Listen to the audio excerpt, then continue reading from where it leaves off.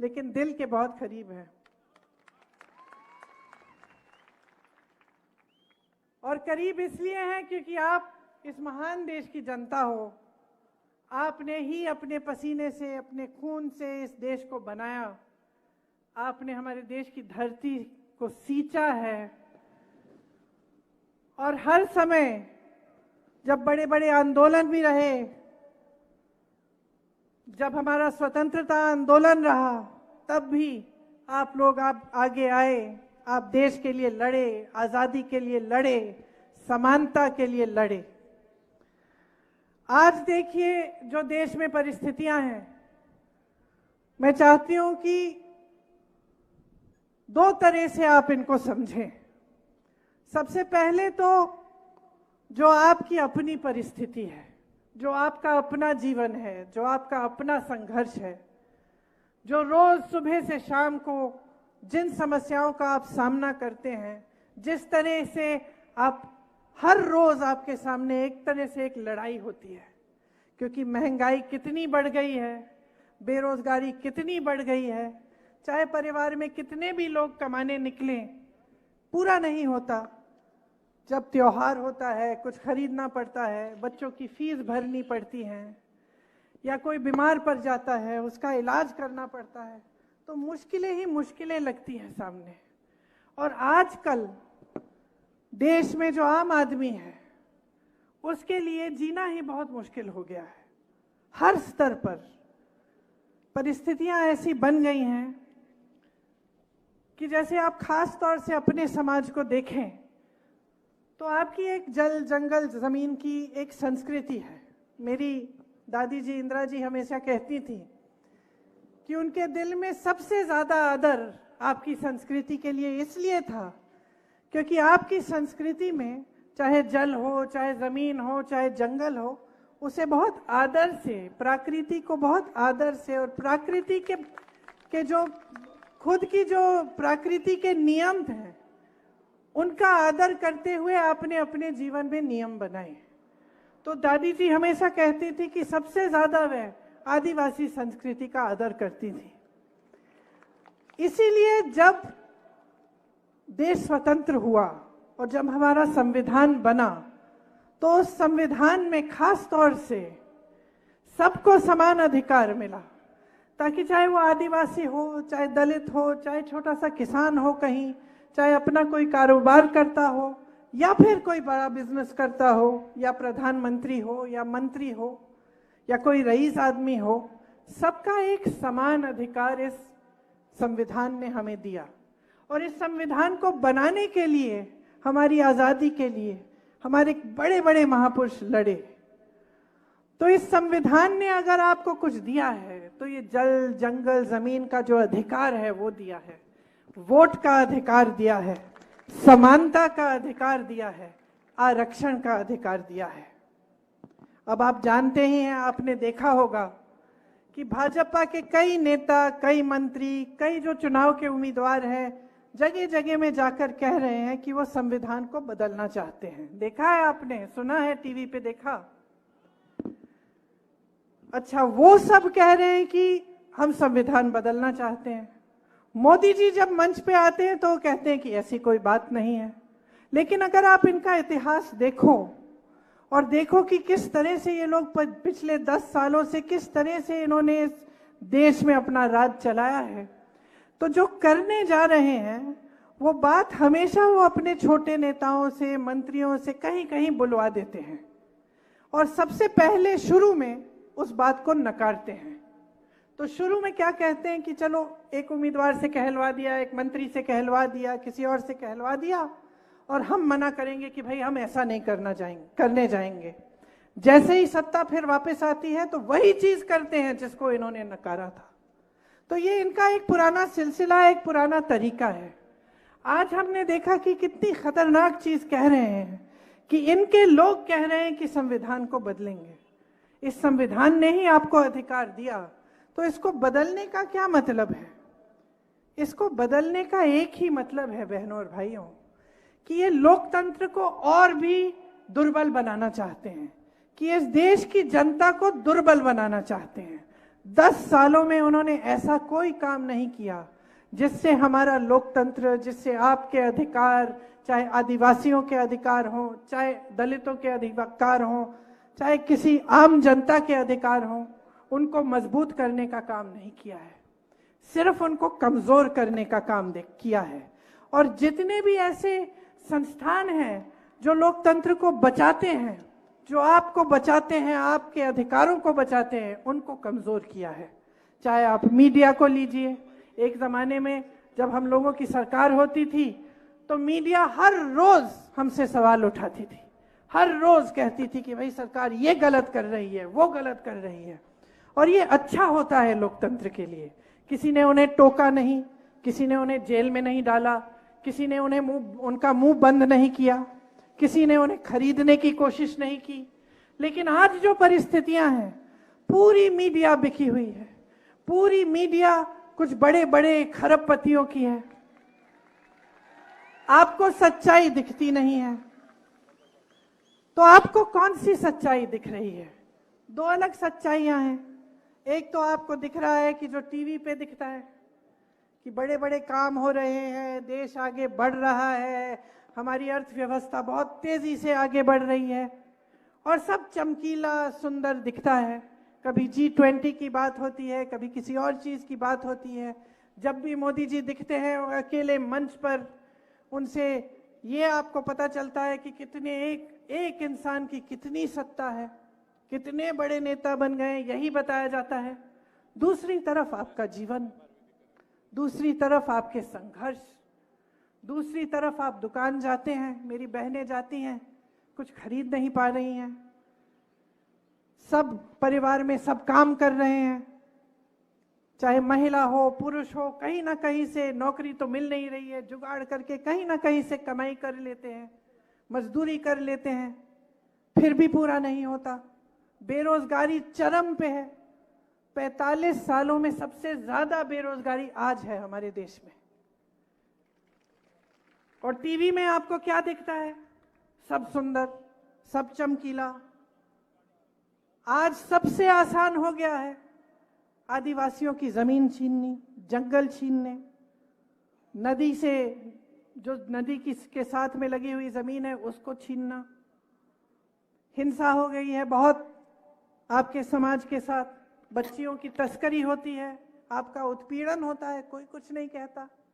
जगह जगह जहां इनकी सरकारें हैं, अत्याचार होते हैं आप पे।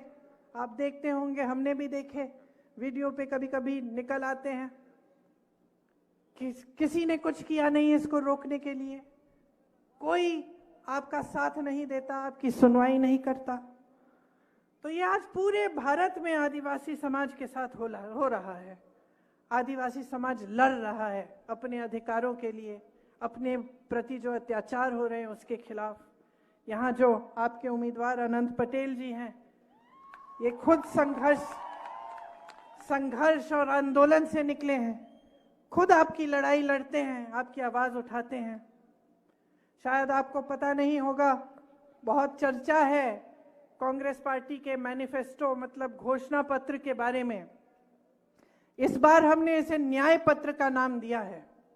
न्याय पत्र का नाम इसलिए दिया है क्योंकि हम देख रहे हैं, जिस तरह से आप देख रहे हैं और आपको अपने जीवन में महसूस हो रहा है कि पिछले 10 सालों से बहुत बड़ी बड़ी बातें की गई हैं, लेकिन आपके जीवन में तरक्की नहीं आई, आपको न्याय नहीं मिला। इसी तरह से राहुल जी, कांग्रेस के नेता, कांग्रेस के हमारे अध्यक्ष महोदय जी खड़गे जी और सब नेता सब देख रहे हैं कि 10 सालों में सिर्फ अन्याय ही अन्याय हुआ है आप सबके साथ। इसीलिए हमने इस बार अपने घोषणा पत्र का नाम ही न्याय पत्र लिखा और राहुल जी ने एक न्याय यात्रा निकाली जिसमें वो गुवाहाटी से मुंबई तक चले और कन्याकुमारी से कश्मीर तक तो पैदल चले, उससे पहले 4000 किलोमीटर, ये कहने के लिए कि अब देश को न्याय चाहिए, देश के गरीब को न्याय चाहिए, देश के किसान को न्याय चाहिए, देश के आदिवासी को न्याय चाहिए, देश के दलित को न्याय चाहिए, क्योंकि आपके साथ अन्याय हो रहा है। तो हमने जो न्याय पत्र बनाया है उसमें हमने काफ़ी ऐसी स्कीम और काफ़ी ऐसी गारंटी हम लाए हैं जो हम पूरा करके आपको दिखाना चाहते हैं। आपने देखा होगा कि जहाँ जहाँ हमारी सरकारें हैं, चाहे कर्नाटका में हो, चाहे छत्तीसगढ़ में रही थी, चाहे आज हिमाचल प्रदेश में है, तेलंगाना में है, वहाँ वहाँ जो गारंटी हमने चुनाव से पहले दी उनको हम आज पूरा करके दिखा रहे हैं। आप कर्नाटका में किसी भी महिला से पूछ लीजिए क्या वो फ्री में बस यात्रा करती है, वो बोलेगी कि हाँ कर रही हूँ। किसी भी महिला से पूछिए कि क्या आपको हर महीने 2000 रुपये मिल रहे हैं सरकार से, वो मना नहीं करेगी, कहेगी कि हाँ जब से कांग्रेस की सरकार आई है मुझे मिल रहे हैं। तो इसी तरह से हमने खास आपके समाज के लिए कुछ हम गारंटीज लाए हैं। हम एक विशेष बजट आपके लिए जारी करेंगे और जो वन अधिकार का कानून है जिसमें आपको पट्टे जो पट्टे आपको मिले थे उनका फैसला 1 साल के अंदर अंदर हम करवाएंगे। SC ST का जो सब प्लान है उसको हम लागू करेंगे और आदिवासियों की जहां पे ज्यादा जनसंख्या है उन जगहों पे, उन क्षेत्रों को हम अनुसूचित क्षेत्र घोषित करेंगे ताकि आपको सब सुविधाएं मिले। और जो मजदूरी है, न्यूनतम मजदूरी हम 400 रुपए की करेंगी ताकि कोई आपका शोषण न कर पाए।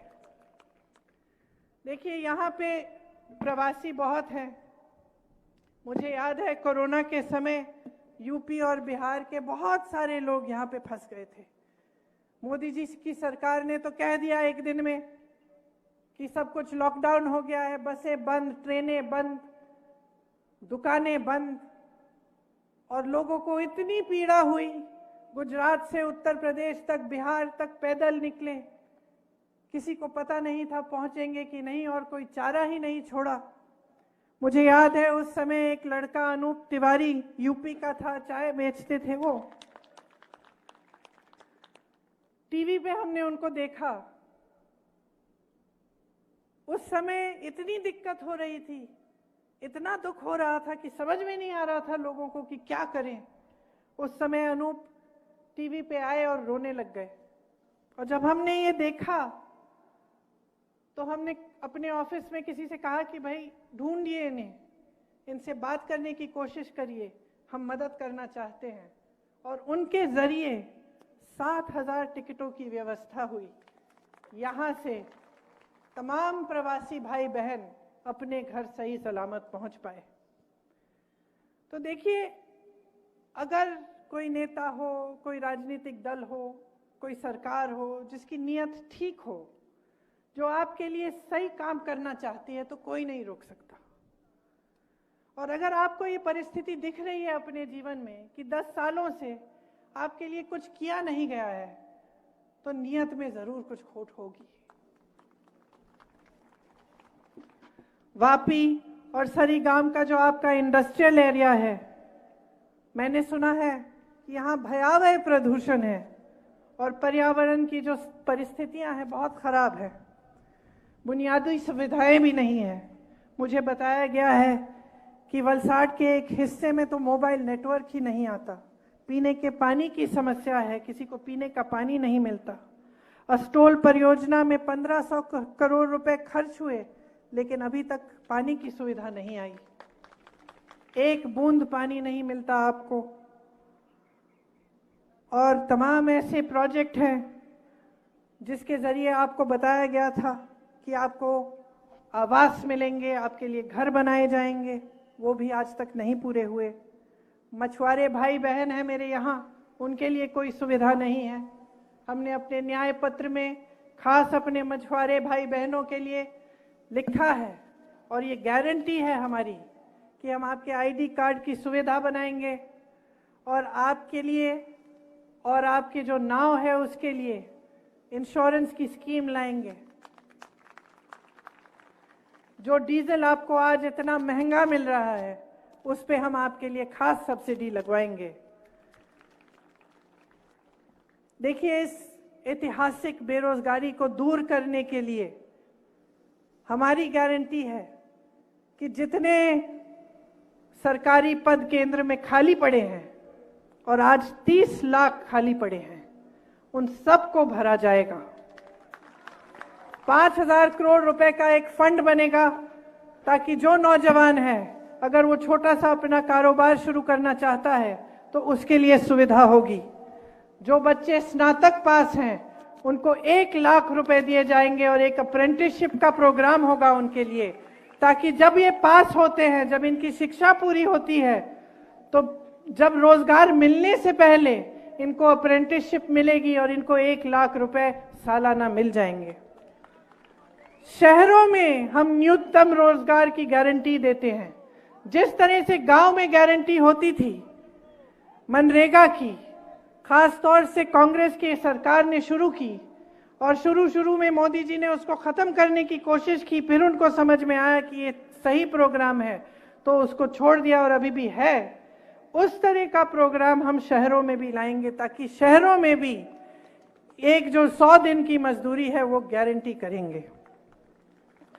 आज यहां आपके क्षेत्र में कॉन्ट्रैक्ट पर नौकरी ज्यादा है, सच बात है। रोजगार दिलवाने का काम किसी ने किया नहीं है। कांग्रेस पार्टी का हमेशा प्रयास रहा है कि रोजगार बनाए जाएं। तो कांग्रेस के राज में आपको याद होगा सरकारी रोजगार मिलते थे खूब सारे। तो ये सारी जो प्राइवेट इंडस्ट्री है कांग्रेस के ही जमाने में ही बनी और तभी सफल हुई। तो कांग्रेस का पूरा प्रोग्राम है कि आपके लिए रोजगार बनाएंगे। जो ये कमर तोड़ महंगाई है कि आज पेट्रोल 100 रुपए पार है, डीजल 90 पार है, सोना 73,000 पार, चांदी 90,000 पार, गैस सिलेंडर का तो पूछिए ही मत, 1200-1300 तक आप दे रहे थे। चुनाव आने लगा, मोदी जी ने अचानक कह दिया कि इसको 400 हो गया है ये। तो आप सोचिए, अगर चुनाव के पहले 400 कर सकते थे तो फिर आपको इतने सालों के लिए क्यों तड़प पाया? तो आप सालों के लिए 1,000 रुपए, 1,100 रुपए, 1,200 रुपए क्यों दे रहे थे सिलेंडर के लिए? क्योंकि जब चुनाव आता है तब इनको आपके प्रति हमदर्दी आती है, बाकी समय आपके बारे में सोचते नहीं है।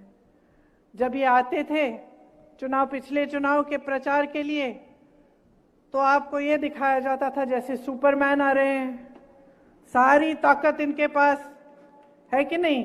पिक्चर देखी आपने, शक्तिमान वाला देखा?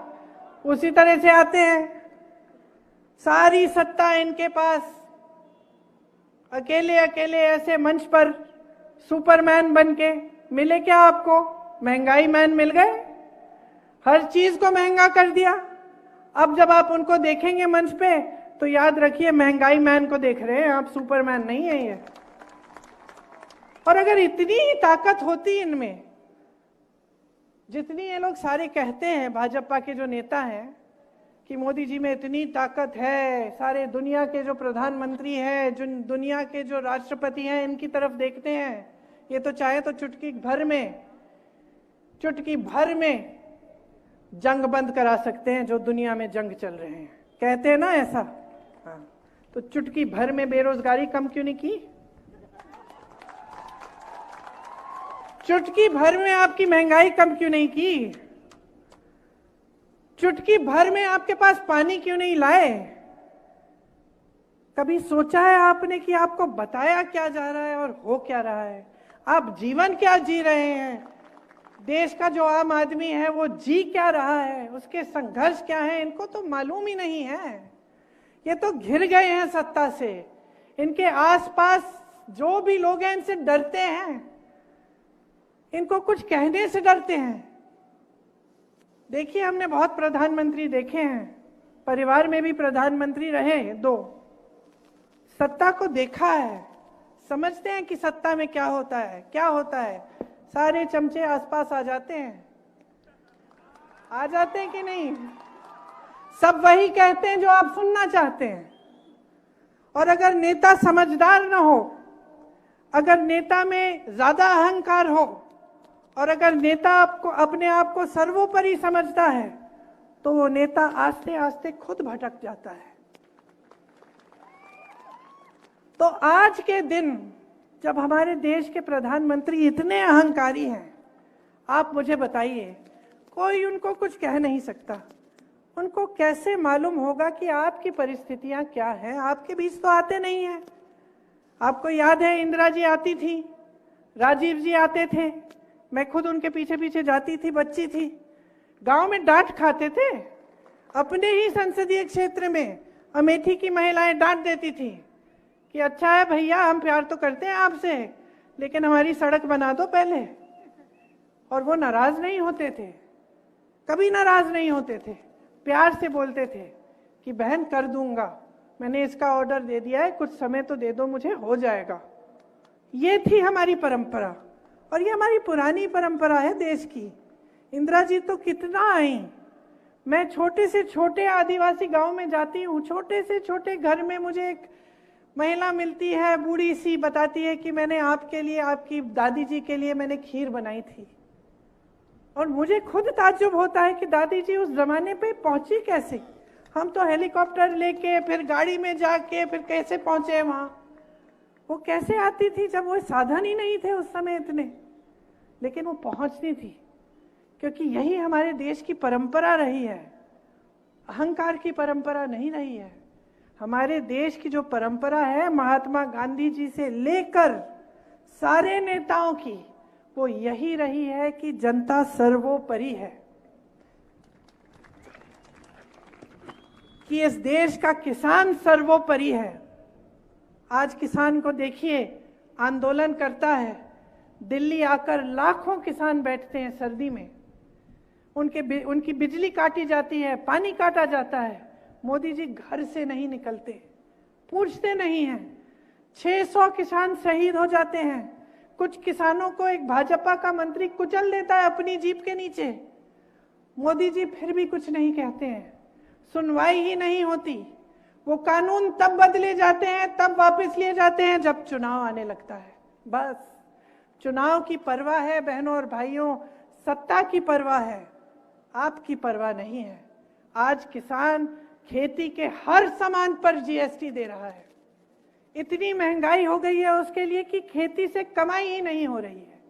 ऊपर से बड़े बड़े खरबपति मित्र जो हैं मोदी जी के, उनको सारी खेती की सारी वो दे रखी है, और बड़े बड़े उद्योग सारे दे रखे हैं देश के, और देश के बंदरगाह दे रखे हैं, देश के एयरपोर्ट दे रखे हैं, सब कुछ, सारी देश की संपत्ति उनको दे रखी है।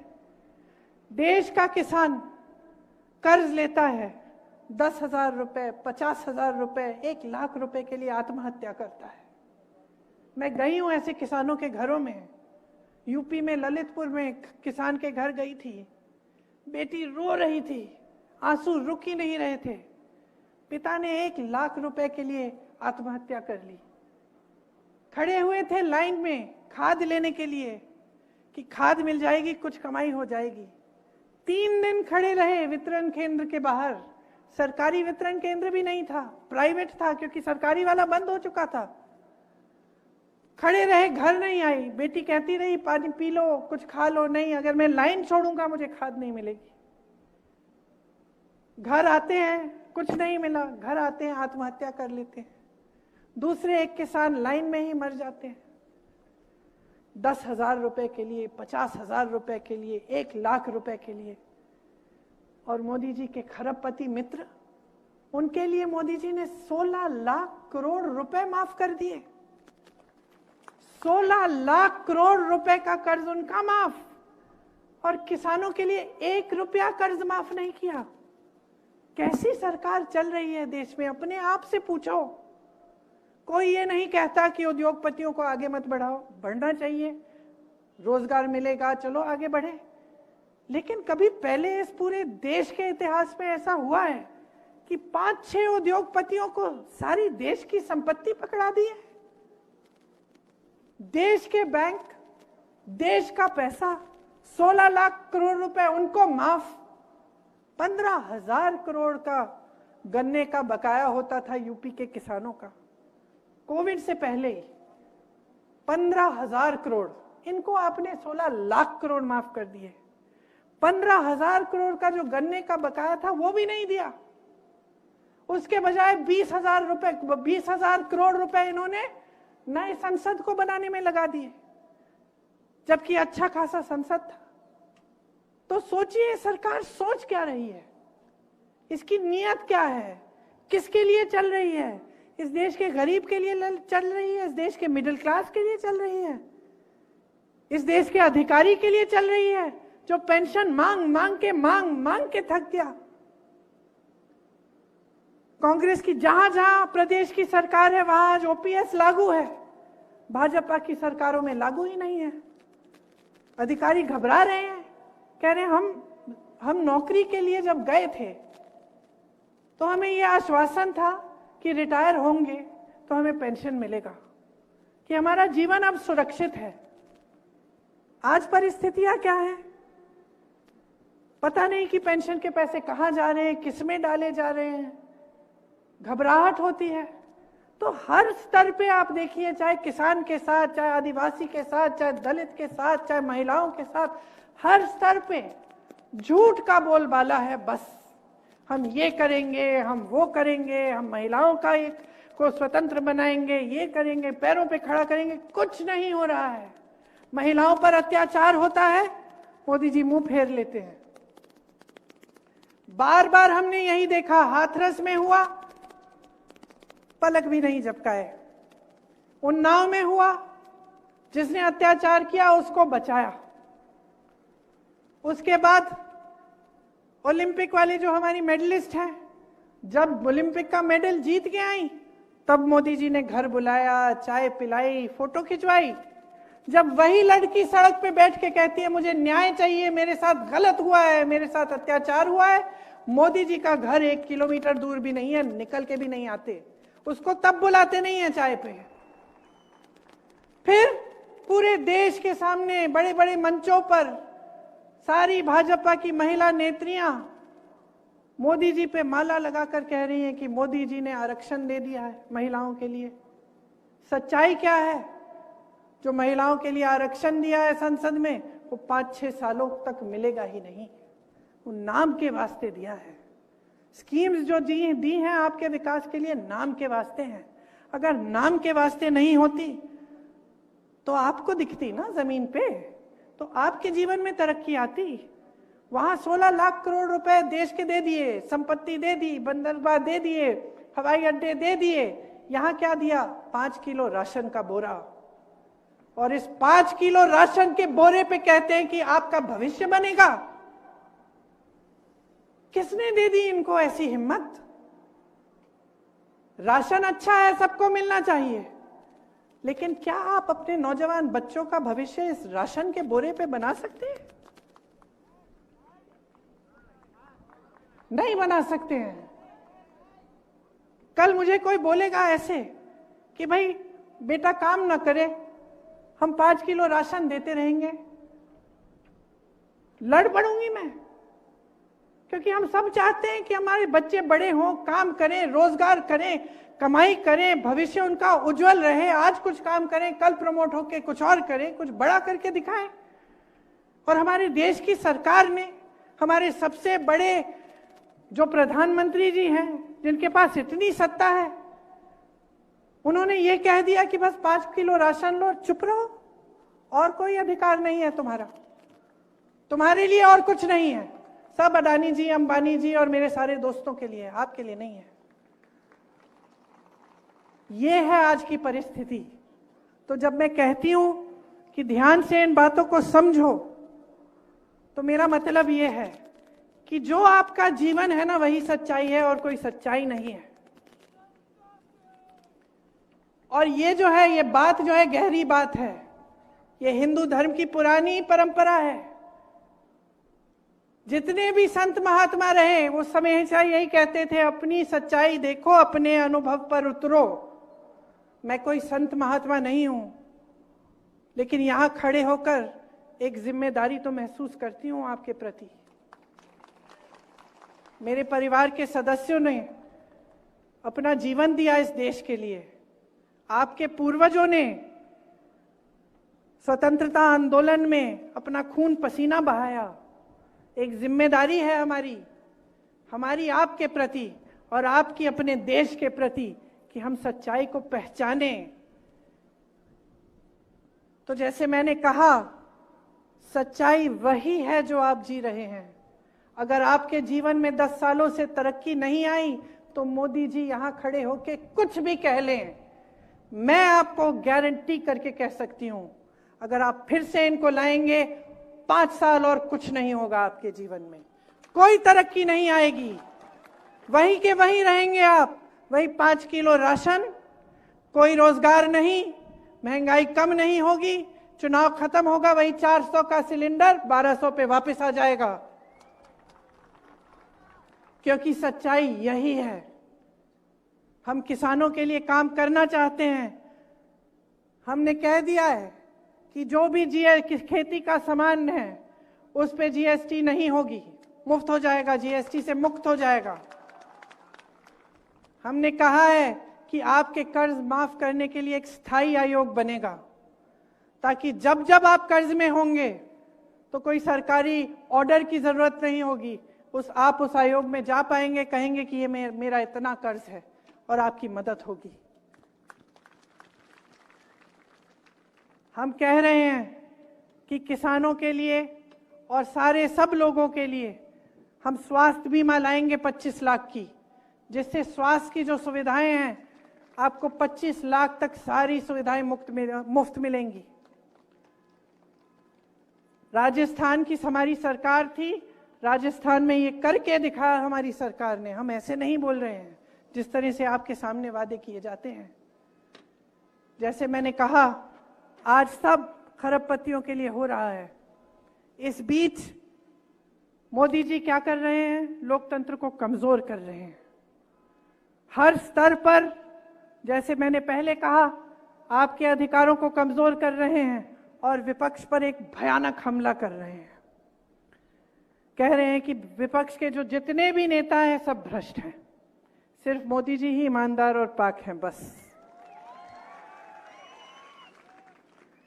कांग्रेस पार्टी के तो बैंक के खाते बंद करा दिए इन्होंने, 2 मुख्यमंत्री जेल में डाल दिए, संसद से मेरे भाई को बाहर तो निकाल ही दिया था, उनके साथ साथ 150 तक के तकरीबन सांसद निकाल दिए, इस सेशन में बाहर निकाल दिए। इनके पास अपार धन है, इकट्ठा कर लिया है इन्होंने, अच्छी अच्छी स्कीमें ये लाए भ्रष्टाचार करने की, उसके बारे में आपको बताऊंगी। अपार धन इकट्ठा कर लिया है, अपार मीडिया का साथ है और अपार सत्ता है। तो मैं चाहती हूं कि आप पहचानिए कि आज देश में एक तरफ ये अपार मीडिया, ये अपार सत्ता, ये अपार धन, और दूसरी तरफ सत्य की लड़ाई है, दूसरी तरफ सच्चाई है, दूसरी तरफ हम सब लड़ रहे हैं आपके लिए कि आप कमजोर ना हो और आपका लोकतंत्र बना रहे, ताकि आपके अधिकार इस देश में हमेशा बने रहे और मजबूत रहे। इन्होंने भ्रष्टाचार की एक बहुत बढ़िया स्कीम निकाली, इलेक्टोरल बॉन्ड की स्कीम निकाली इन्होंने। स्कीम थी क्या कि जो भी चंदा देगा उसका नाम गुप्त रहेगा। तो बड़े बड़े उद्योगपतियों ने इनको चंदा दिया, सबको चंदा दिया, ये नाम गुप्त रहे। सुप्रीम कोर्ट में केस लग गया, सुप्रीम कोर्ट में जजों ने कहा कि ये सब गलत है, ये सूची आप जारी करो, सार्वजनिक करो, इसको सबको दिखना चाहिए कि किसने कितना दिया और किसको दिया है। तो सब सच्चाई बाहर निकल आई। सच्चाई क्या थी बहनों और भाइयों? सच्चाई ये है कि इन्होंने चंदा जिस से लिया है, कुछ लोगों पे छापा मार के लिया। पहले छापा मारा, चंदा ली, पीछे हट गए, केस डाला, चंदा लिया, केस बंद। ऐसे ऐसे लोगों से चंदा लिया, कंपनियों से। यहाँ पे आपका एक पुल गिरा था गुजरात में, आपको याद है? उस कंपनी से भी चंदा लिया है। आपको कोरोना की वैक्सीन लगी, उस कंपनी से भी चंदा लिया है। तो चंदा नहीं, वसूली थी, है धंधा था इनका। आज सामने आ गया है, सबके सामने आया तो हर मंच पे खड़े होके ऐसा कहने लगे कि हमने तो इसको, पहली बार देश में ये सूची पारदर्शी हुई है, पहली बार हमारी वजह से पारदर्शी हुई। अरे भाई, स्कीम गुप्त बनाने की स्कीम तो तुम्हारी थी, अब जज ने बोला पारदर्शी करो, पारदर्शी कर लिया, अब कह रहे हो कि आप ही ने पारदर्शी बना दी है। तो झूठों का तो सिलसिला बंद ही नहीं होता, हर स्तर पे झूठ झूठ झूठ। अब आजकल पता नहीं क्या हो गया है प्रधानमंत्री जी को।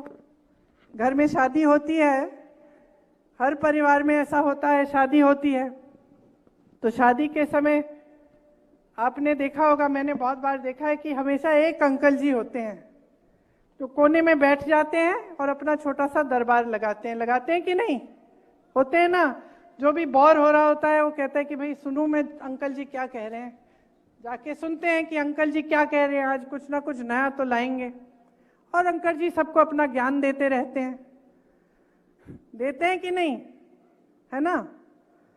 अब आप बताओ, एक दिन अगर आप ऐसे एक शादी में या कहीं भी आप चाय की दुकान में बैठे और एक ऐसे ज्ञान देने वाले अंकल जी बैठे हों और वो कह रहे हैं सबको कि सावधान हो जाओ, अब जब सरकार आएगी ना कांग्रेस की तो एक्सरे की मशीन लाकर तुम्हारे घरों में जो बक्से पड़े हैं और जो घरों में तुमने छोटा अपना बचत अपनी की हुई है या तुम्हारी महिलाओं के जो मंगलसूत्र हैं उसको एक्सरे से निकाल के ये सरकार चोरी कर लेगी और किसी और को दे देगी।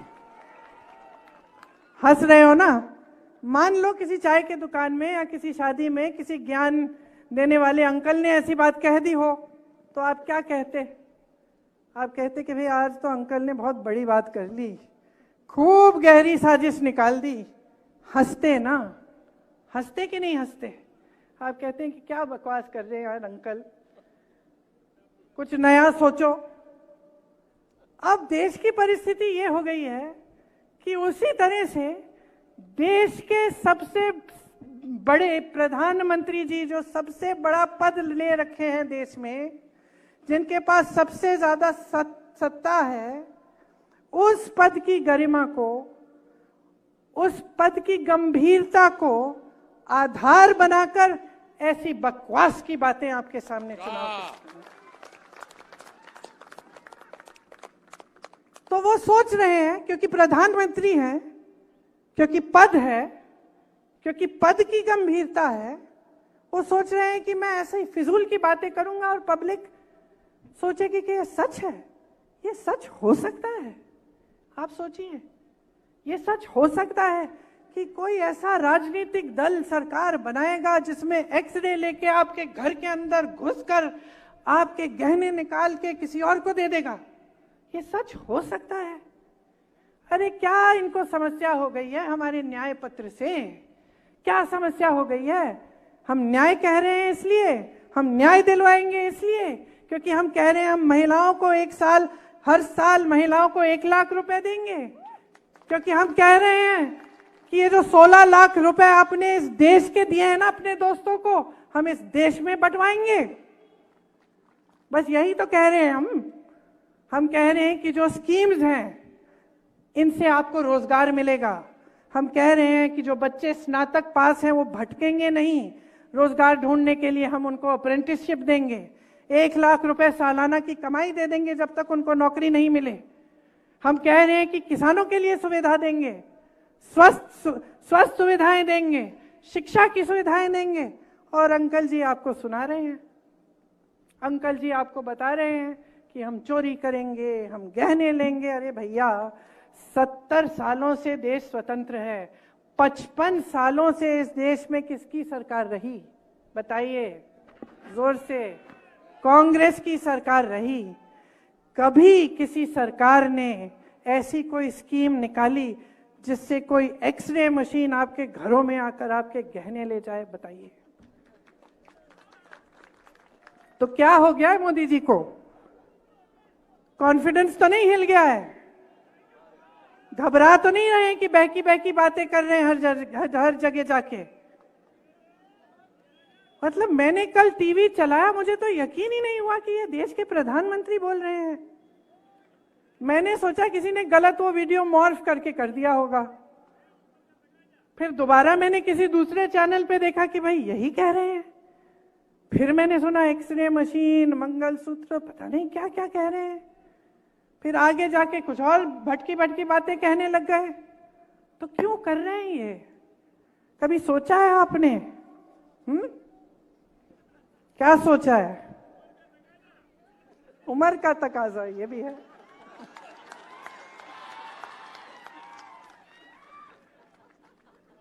कभी आपने सोचा है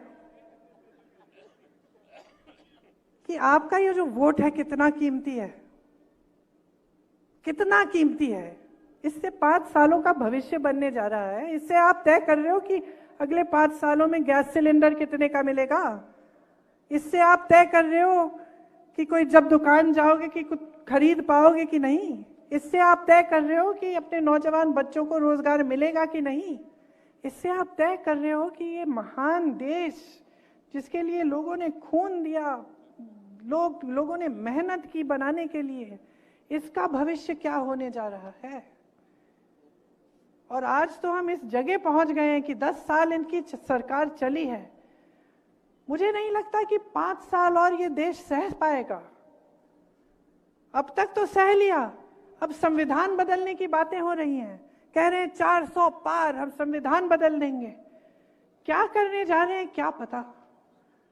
आपके सामने तो एक काम की बात नहीं करते, एक बार आपके रोजगार की बात नहीं करते, एक बार महंगाई की बात नहीं करते, एक बार स्वास्थ्य सुविधाएं की बात नहीं करते, एक बार आपके बच्चों को कैसे शिक्षित करेंगे ये नहीं करते।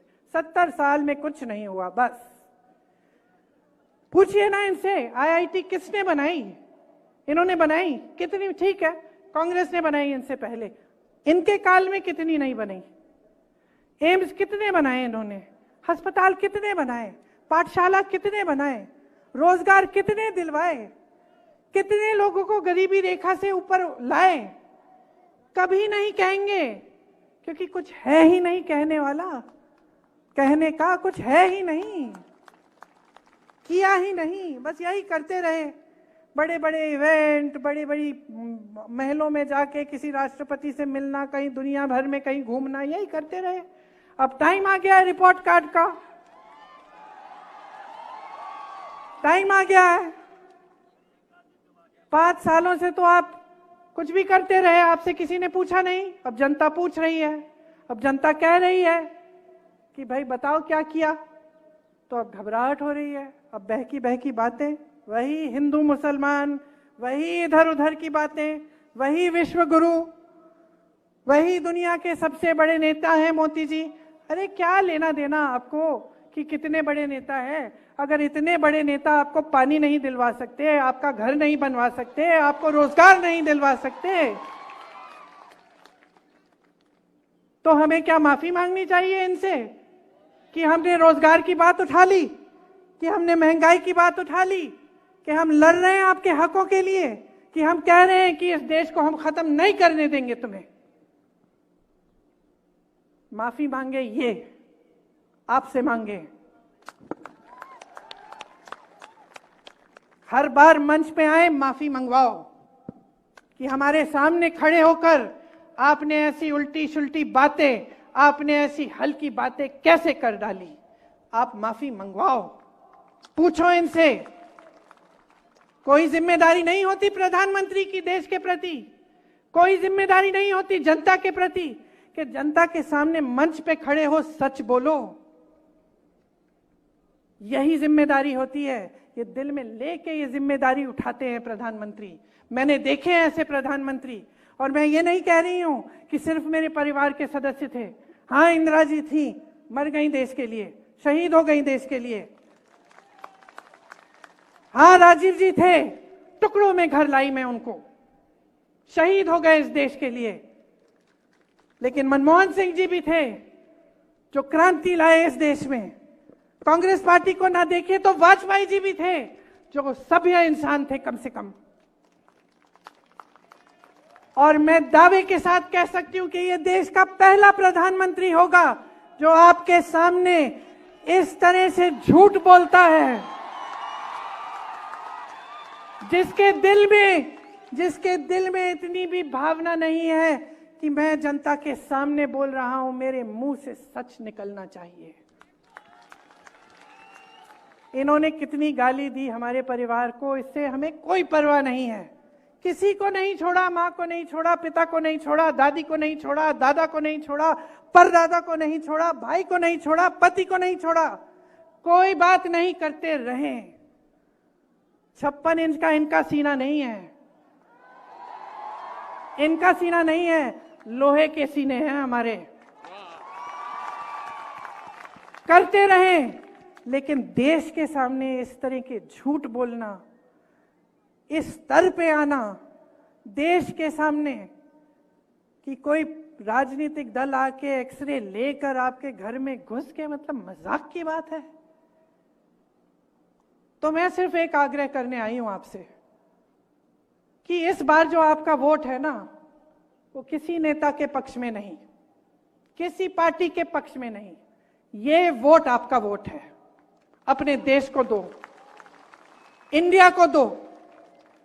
गठबंधन का नाम भी इंडिया है, लेकिन आप सोचिए, ये आपका देश है, ये आपका देश है। अपने देश को अपने दिल में रखो, समझो कि आज वो पल आ गया है कि आपको अपने आगे देखना है, सिर्फ अपना नहीं, सिर्फ अपने परिवार का नहीं, अपने गांव का नहीं, अपने घर का नहीं, अपने शहर का नहीं, अपने प्रदेश का नहीं, अब अपने देश के बारे में सोचो। ये देश है, देश ने जीवन दिया है, देश ने सब कुछ दिया है आपको और हमको। ये जो वोट है इतना कीमती है, इसको व्यर्थ मत करो, व्यर्थ मत करो। ऐसी फिजूल की बातों पे अपना वोट मत दो। वोट अपना है, अपने काम पे दो, रोजगार पे दो। महंगाई बढ़ रही है, उसको कम करने के लिए दो। महिलाओं की सुरक्षा के लिए दो, महिलाएं अपने पैरों पे खड़े हों उसके लिए दो। आदिवासियों के लिए क्या करेगी सरकार, उसके लिए दो। दलितों के लिए क्या करेगी सरकार, उसके लिए दो। ये वोट देश की जनता के लिए जाना चाहिए। गलतफहमी में मत होना, गलतफहमी में मत होना। सब आपके हाथों में है, किसी एक नेता के हाथ में नहीं है, सब आपके हाथों में है। इस बात को समझिए, अपनी शक्ति को पहचानिए और इस चुनाव में ऐसा वोट दीजिए कि इस देश में जो सरकार है वो बदल जाए और आपका भविष्य उसके साथ बदल जाए। बहुत लंबी बातें कर ली मैंने धूप में।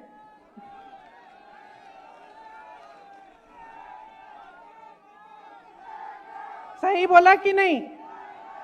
सही बोला? याद रहेगी बातें?